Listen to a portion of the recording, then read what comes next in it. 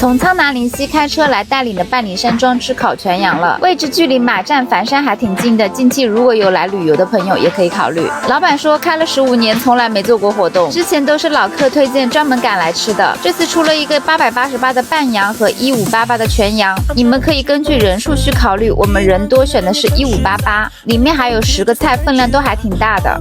这份烤全羊也有做法可以选择的，一半炭烤，一半白切。哇，先替你们尝尝，这个羊质啊一点都不膻。